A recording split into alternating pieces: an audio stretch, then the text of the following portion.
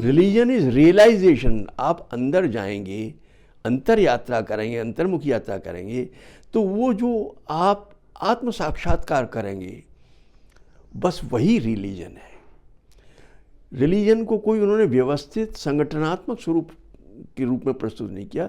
Religion is realisation और कर्म, ये दो उनके बड़े सूत्र हैं विवेकानंद जी के। वो सन्यासी हैं लेकिन कर्म में।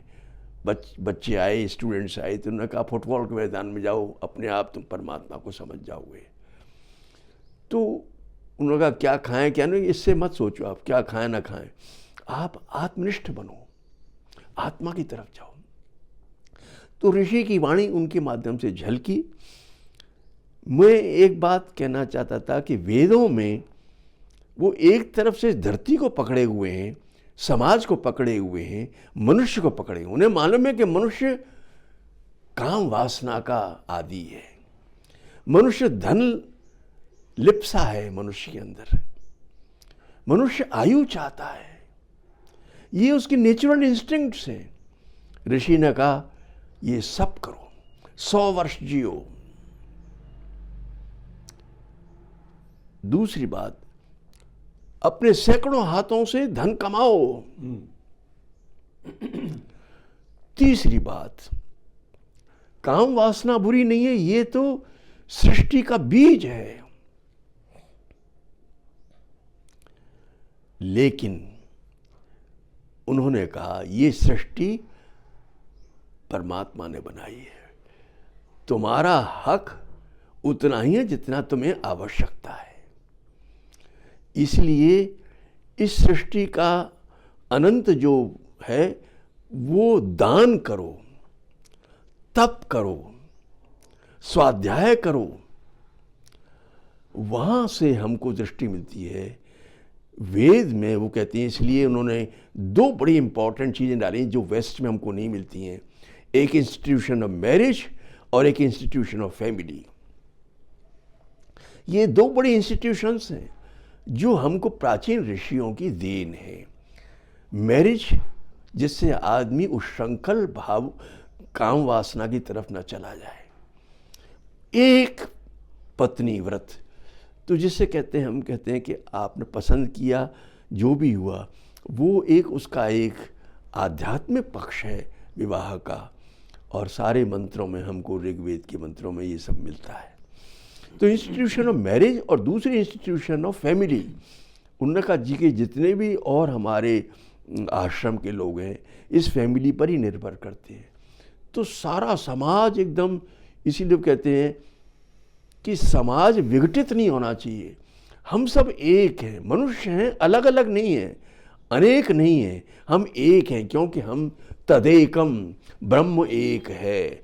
तो ब्रह्म की तरह से बिल्कुल इकट्ठे हो जाओ। इसलिए वो कहते हैं कि समान भाव हो, समानी व आकुति समाना हृदयान व समान मस्तवो मनो यथा सुसहासति यथा सुसहासति। आपके विचार समान हो, आपका हृदय समान हो, आपकी आकांक्षाएं समान हो। तो वो कब होंगे?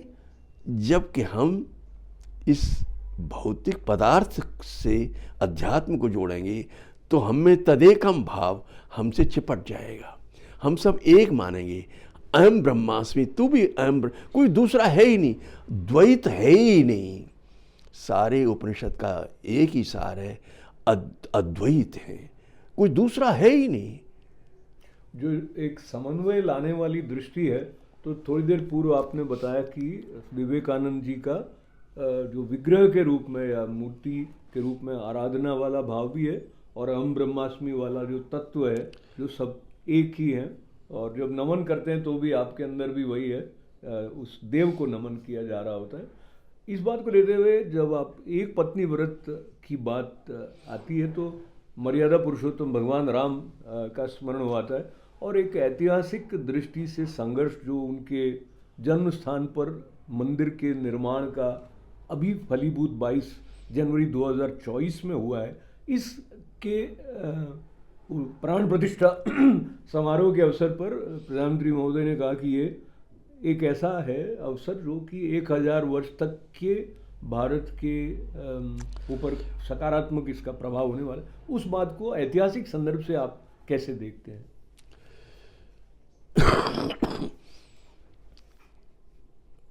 हमारा इतिहास जो है वो मनुष्य पर टिका हुआ है। मनुष्य यदि अपनी ऊर्जा की समग्रता में जी रहा है, ऊर्जा के तदेकम भाव में जी रहा है, उसके उस परम सत्ता के अंश के रूप में जी रहा है मनुष्य, तो वो निस्संदेह रूप से जो कुछ भी घटित हुआ रामलला की प्राण प्रतिष्ठा के माध्यम से, वो पूरे भारत को एक बहुत बड़ी ऊर्जा से संपन्न करने वाला है। वेद में बड़ी, उपनिषद में, वेद का वेदांत में कह लें हम, यजुर्वेद में 3 बातें बड़ी इंपॉर्टेंट कही हैं उन्होंने कि मनुष्य क्या करे। तो उन्होंने कहा भाई ज़्यादा नहीं, 3 बातें पकड़ लो, 3 बातों का स्मरण करते रहो। कौन कौन सी 3 बातें हमेशा याद रखनी है, स्मरण में रखनी है? एक, ओम। ओम परमात्मा का नाम है, क्योंकि उस अनंत से छटक नहीं सकते आप। असीम से आप अपने को अलग मत करो, आप उसके अंश हैं, ओम। और दूसरा चूंकि उसके अंश हैं इसलिए सामर्थ्य भगवान ने दी है आपको। अपनी सामर्थ्य का ध्यान रखो, आपकी क्या सामर्थ्य है। आप ये मत सोचो कि मैं अब नहीं कर सकता, बस मैं थक गया, बस मेरे विराम का टाइम आ गया, मेरा काल समाप्त हो गया। काल और सांस 2 अलग अलग चीजें हैं। काल आपके हाथ में जब तक सांस आपकी है, काल का मतलब समय। तो समय रहते रहते अपने सामर्थ्य को पकड़े रहो। शरीर जब तक आपका है, काल है, काल तो देवता है, लेकिन समय आप काल आपका है, सामर्थ्य उस काल के अनुरूप तैयार करो। आप हमेशा रिमाइंड रखो कि ओम के हम अभिन्न हैं और सामर्थ्य को हमें पकड़े रखना है, अपनी सामर्थ्य का निरंतर विकास करना है, चेतना का निरंतर विकास। और तीसरा, किए गए कर्मों का ध्यान करो, क्योंकि आप जो कर्म कर रहे हैं इसका ध्यान आपने छोड़ दिया है, उसका विवेक छोड़ दिया है, उसका ज्ञान नहीं ले पा रहे हैं आप उसकी मॉनिटरिंग नहीं कर रहे हैं। तो ये आपका ये चक्र जो है, जीवन मरण का चक्र हमेशा चलता रहेगा। तो जीवन मरण के चक्र से हम कहते हैं लास्ट में मोक्ष कहते हैं, जिसे हम धर्म अर्थ काम मोक्ष, कि धर्म का मतलब मर्यादा युक्त जीवन और मोक्ष का मतलब होता है कि इस दुख से, इस शोक से, इस संत्रास से, इस परेशानी से उबरने का एक रास्ता है। सामर्थ्य का ध्यान रखो, ओम का याद करो। और तीसरा, आप अपने को हमेशा अपने कर्मों का ध्यान करो। इसलिए सारे उपनिषद में कहते हैं आचरण इंपॉर्टेंट है। आपको शायद आश्चर्य होगा, जब पढ़ने जाता था विद्यार्थी, बड़े बड़े गुरुकुल थे, बड़ी बड़ी यूनिवर्सिटीज़ थी जहाँ हजारों लाखों शिष्य होते थे, उनके विषय भी अलग होते थे। तो आचार्य कहते थे कि यहाँ से आपने जो कुछ सीखा है, हमारी अच्छी बातें सीख के जाना, हमारे अंदर जो बुरी बातें हैं इसको यहीं छोड़ जाना। ऐसा क्रांतिकारी विचार एक आचार्य दे रहा है। इसीलिए उन्होंने कहा उपनिषद में आचार्य देवो भव। इसीलिए उन्होंने कहा मातृ देवो भव, पितृ देवो भव। माता देव है, पिता देव है, इनकी वैसे ही आदर करो। और आचार्य की, आचार्य अपनी तरफ से बड़ा विनम्र कह रहा है, हमारी बुरी बातें मत लेना बच्चे, हमारे जो कुछ अच्छी बातें हैं, वेद पढ़ो, उपनिषद पढ़ो, सब पढ़ो, लेकिन पढ़ना पर्याप्त नहीं है, आचरण इम्पॉर्टेंट है। और इसीलिए आचरण परक हमारा ज्ञान जो है वही विद्या है, बाकी सब अविद्या है। इनको वेदों को भी उन्होंने अविद्या में लिया है, लेकिन वो अविद्या वेद में, वेद उपनिषद का, इसलिए अथा तो ब्रह्म जिज्ञासा, जब ब्रह्म से हम जुड़ जाते हैं तो हमारा विद्या, हमारा ज्ञान है वो विद्यान्मुख हो जाता है, विद्या की तरफ चला जाता है। तो ये एक कंप्लीट साइंस, एक कंप्लीट नॉलेज जिसे कह सकते हैं। लर्निंग और नॉलेज में यही अंतर हो सकता है। हमने लर्न किया, हम बहुत कुछ सीख रहे हैं, ये बना लिया, वो बना लिया, लेकिन इसका जो विद्या का मतलब होता है कि हमने कुछ क्रिएटिव बने कि नहीं। लॉर्ड क्रिएटर है, हमारे अंदर वो क्रिएटिविटी ही नहीं आई, हम कुछ नया चीज़ उत्पन्न नहीं कर पा रहे हैं, तो वो हमारा, तब तक हम समझेंगे कि हम कुछ अधूरे हैं, अपूर्ण हैं, और हमारी यात्रा अपूर्ण है।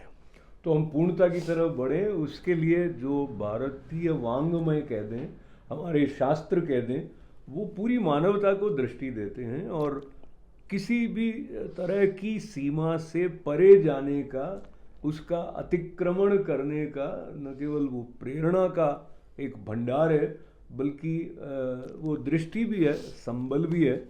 एक संदर्भ जिसका आपकी पुस्तक में भी उपनिषद के संदर्भ से शिव संकल्प की जो बात आती है, और संयोग से जिस दिन ये संवाद रिकॉर्ड करने का अवसर हो रहा है तो महाशिवरात्रि का अवसर भी है, तो मैं ये स्मरण करते हुए, ओम यज्जाग्रतो दूरम उदयति देवम तदौ सुप्तस्य तथैवैति दूरंगमम ज्योतिषाम ज्योतिरेकम तन्मे मनः शिव संकल्पमस्तु। तो हमारा संकल्प शिव का संकल्प बन जाए, ऐसी अवस्था हमारी चेतना की हो, उस दृष्टि के विकास के लिए क्या संकेत आप देना चाहेंगे? मनुष्य शरीर है, मनुष्य का दूसरा हिस्सा है मन। आत्म जागृति, आत्म जागरण बाद में होगा, पहले उसकी तैयारी करनी पड़ती है मनुष्य को। इसीलिए ऋषि ने पहले तो ये कहा कि द्वार है ये, ब्रह्म तक पहुंचेगा। सबसे बड़ा द्वार है अन्न। अन्न की उपेक्षा मत करो, अन्न का बढ़ोतरी करो। अन्न के महत्व को, उन्होंने अन्न के महत्व को दर्शाया है। और अन्न से जुड़ा हुआ है कि आहार, जिसकी हम लोग उपेक्षा करते हैं। बहुत सारे भोजन के रेस्टोरेंट और होटल्स खुल गए हैं जहाँ बाहर का खाते हैं, तो उन्होंने कहा दूसरी इम्पॉर्टेंट चीज़ है आहार शुद्धि। तो अन्न हो, बल आएगा, बल आएगा तो आशा जगेगी, आशा होगी तो संकल्प आएगा, और संकल्प आएगा तो शिव संकल्प भी आएगा। तो इस सब के मूल में उन्होंने कहा कि ये ब्रह्म का एक द्वार है अन्न। और चूंकि मनुष्य का मन विचलित होता है, मनुष्य का मन ही उसके बंधन का कारण है, वेद उपनिषद में आ रहा है, और मनुष्य का मन ही उसकी मुक्ति का कारण है। तो ये ग्रंथ धार्मिक से ज़्यादा मनोवैज्ञानिक ग्रंथ भी हैं। मन के शास्त्र को समझते हैं, मन के विज्ञान को समझते हैं, मन को कैसे पकड़े। मन को यदि हमने साध लिया, मन की निग्रह, मन की साधना, ये बड़ी इम्पॉर्टेंट है। इसलिए मैं धीरे धीरे करके साइकोलॉजी कुछ पुस्तकें इकट्ठी कर रहा हूँ कि हमारे शास्त्र को मन की दृष्टि से पढ़ा जाए, मनोवैज्ञानिक दृष्टि से पढ़ा जाए कि मन यदि आपका साधना में आ गया, अन्न अच्छा है, आहार अच्छा है, हमारा विद्या जो है अच्छी प्राप्त हुई है, गुरु के प्रति हम अपने एक मर्यादा से जी रहे हैं, एक पत्नी व्रत में जी रहे हैं, एक हमारा पूरा एक होलिस्टिक व्यू पॉइंट है, तो हमारा फिर शास्त्र हमारे आचरण में मय करें। और हम ब्रह्म दूर नहीं है, ब्रह्म तो हमारी यात्रा के साथ है, वो हमारे अंदर ही है। तो वो अंदर तब होगा जब आप शरीर को संभालेंगे, अपने शरीर के पदार्थ ज्ञान को समझेंगे और अपने फैमिली को संभालेंगे, अपने देश को संभालेंगे, अपने समाज को संभालेंगे। ये सब समग्र ब्रह्म का स्वरूप है। ये सब सारी सृष्टि समग्र ब्रह्म में ही आती है। तो ब्रह्म का एक एस्पेक्ट है समग्र ब्रह्म, वो है सृष्टि। आप इसीलिए उन्होंने कहा, गीता में आया है कि 2 रास्ते हैं मुझ तक आने के। एक रास्ता है कि मैं अहम ब्रह्म मामेकम शरणम, तो मेरी शरण में आ जा। अब ये बड़ा एक ऐसा अस्पष्ट सा है, एक जिसको डिकोड करना जरूरी है। मामेकम शरणम, क्योंकि परमात्मा तो विराट है, मेरी शरण में आ जाए तो कैसे आएगा वो शरण में। तो उन्होंने कहा दूसरा रास्ता भी है, और वो रास्ता है, गीता में एक वर्ड आता है, सर्वभूत हिते रता। सर्वभूत हिते रता, जो प्राणी मात्र के हित में लगा हुआ है वो भी मेरा ही काम कर रहा है। बहुत सुंदर। मामेकम शरणम, सीधा सीधा आ सकता है, इतना तेरा जागृत हो गया है, आत्मा तेरी इतनी विशाल विराट हो गई है, तो मामेकम शरणम। और यदि नहीं कर पाया है तो ये क्वेश्चन करता है, लॉजिक लगाता है, तर्क करता है। तर्कातीत होने के लिए जरूरी है कि सब में तू मुझे ही देख। इसीलिए जब मैत्रेयी का अपने पति के संग वार्तालाप हुआ लास्ट में, वो बड़ा इम्पोर्टेंट है बृहदारण्यक उपनिषद में, वो पूरा पढ़ने लायक है उनका डायलॉग जो है।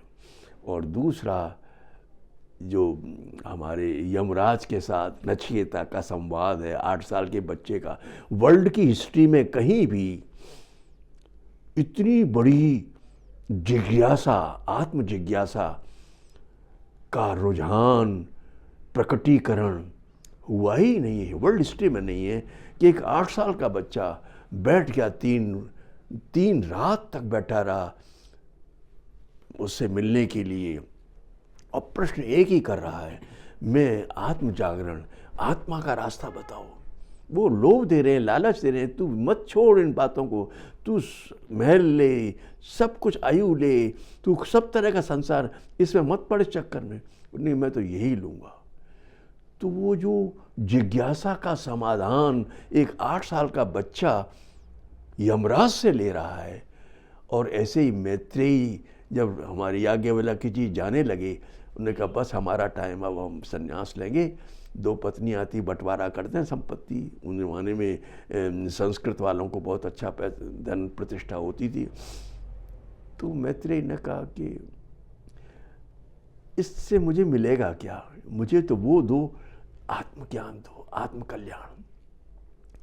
तो ये उन्होंने कहा कि, तो उन्होंने बड़ी अच्छी बात कही कि पत्नी पति को प्यार इसलिए करती है, वो इसलिए नहीं करती पति को प्यार करे, वो अपने को प्यार करती है। समाज को प्यार हम इसलिए करते हैं क्योंकि हम अपने को प्यार करते हैं। बेटा बाप को प्यार इसलिए करता है क्योंकि अपने को प्यार करता है। अपना कौन? आत्मा। बहुत सुंदर। आत्मा के प्यार का विस्तार ढूंढता है वो पिता में, पत्नी पति में, समाज में, देश में। तो जब द्वैत है ही नहीं, तो आत्मा का विस्तार ही आत्मा का कल्याण का मार्ग है। एक आखिर में आप कहें तो एक बात कह दूं कि एक हमारे ऋषि हुए हैं 7वीं शताब्दी में, अलवर के वो भर्तरी बाबा, उनके शतक हैं 3। तो एक शतक का एक श्लोक है, क्योंकि उनको डिच मिला, बहुत धोखा दिया गया, तो वो सन्यासी हो गए, राज छोड़ दिया। तो उन्होंने एक श्लोक लिखा, यावत स्वस्थमिदं कलेवर ग्रहम यावच्च दूरे जरा। जब तक तेरा शरीर अपनी पूरी ऊर्जा में है, उससे पहले पहले, यावत क्षयो नायुषः, और तेरी आयु का क्षय नहीं है उससे पहले पहले, आत्मश्रेयसि तावदेव विदुषा कार्य प्रयत्नो महान। विदुषा माने इंटेलिजेंट आदमी, उससे पहले पहले आत्म कल्याण का मार्ग पकड़ लेते हैं। क्यों? प्रोदीप्ते भवने तो कूप खननम प्रत्युद्यम की दृशा। जब भवन में आग लग जाएगी तब कुआं खोदोगे क्या? बहुत सुंदर, बहुत सुंदर।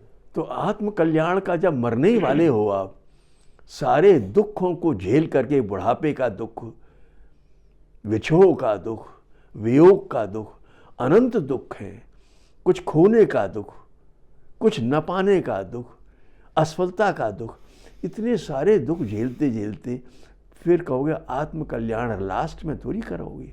शक्ति ऊर्जा जब तक है तभी तक करो। इसीलिए कहते हैं कि भक्ति का रास्ता अपनाओ, शरणागति का रास्ता अपनाओ। भक्ति अलग चीज़ है, शरणागति अलग चीज़ है। भक्ति तो एक फर्स्ट स्टेज है, और शरणागति आपने पूरा समर्पण ही कर दिया है, आप हैं ही नहीं, आपने अपने को विसर्जित किया। तो ये साधना की स्टेजेस हैं अलग अलग। तो मैं समझता हूँ कि ये सब बहुत ही आनंद हुआ। और पुनः एक बार मैं ये पुस्तक जिसका शीर्षक, इसका जो टाइटल है,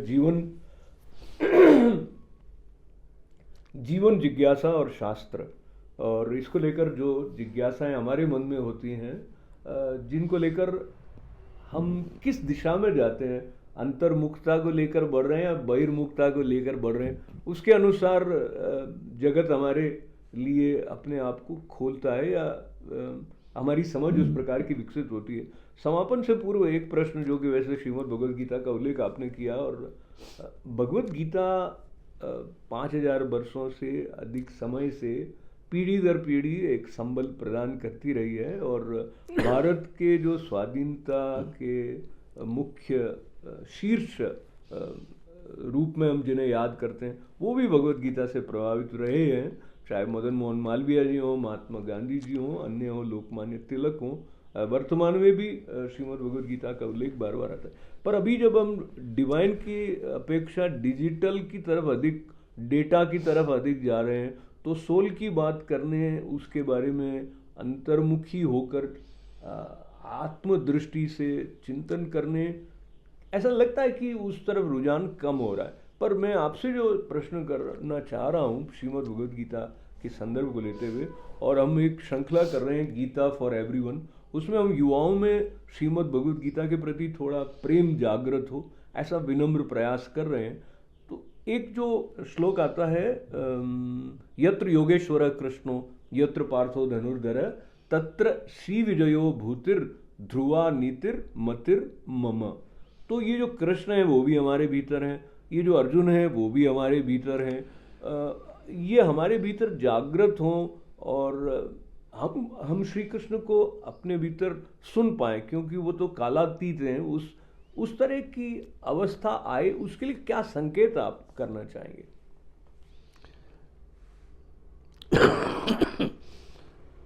ये बात प्रयत्न से जुड़ी हुई बात है।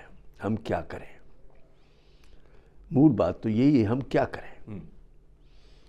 गीता हमारे अंदर हम अंगीकृत कैसे करें, स्वीकारोक्ति भाव कैसे हो।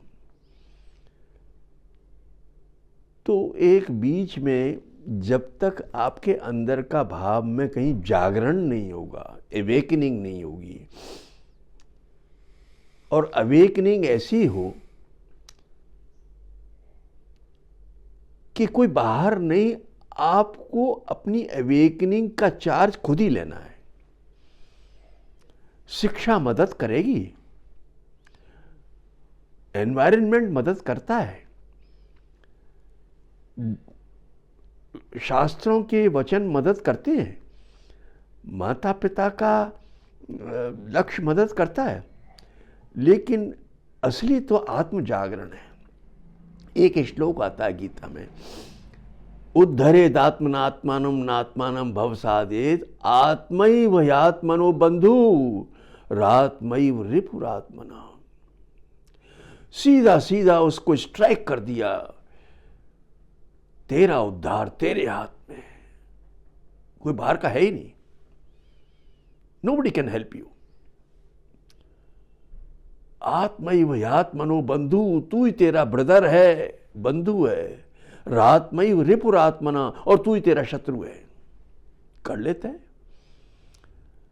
आप अपने शत्रु खुद बनना चाहते हैं, आत्मघात करना चाहते हैं, करिए।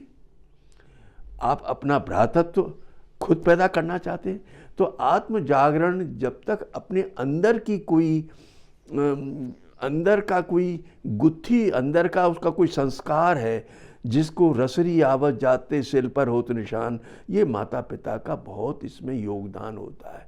ये मेरा सौभाग्य है, बल्कि हम सबका सौभाग्य है कि हमारे बीच इस प्रकार अंतर्मुखता के साथ में उस यात्रा की तरफ निकलने वाली मनीषी मिश्रा जी जैसे हैं, जो जीवन की समग्रता के साथ में जो भारतीय मनीषा एक आनंद के साथ जीवन को अपनाने की दृष्टि देती है, उसको न केवल स्वयं आत्मसात करते हैं बल्कि करुणा करके हमारे साथ भी उसको बांटते हैं। और ये मेरे लिए एक उन्नत करने वाली स्थिति रही, आपको श्रवण करना, आपके पास बैठकर, आपके लिए भी कहीं न कहीं रही होगी। और बहुत सारी ऐसी प्रेरणाएं हैं, कुछ ऐसे संकेत भी हैं कि उपनिषद के कौन से संदर्भ के साथ हम और अधिक अपना तादात्म्य स्थापित करके और उज्जीवित हो। पुनः पुनः आपके प्रति आभार व्यक्त करते हुए और बहुत बहुत मंगल कामनाओं के साथ, आभार है आपका, उनको प्रणाम, आप सबको मंगल कामना।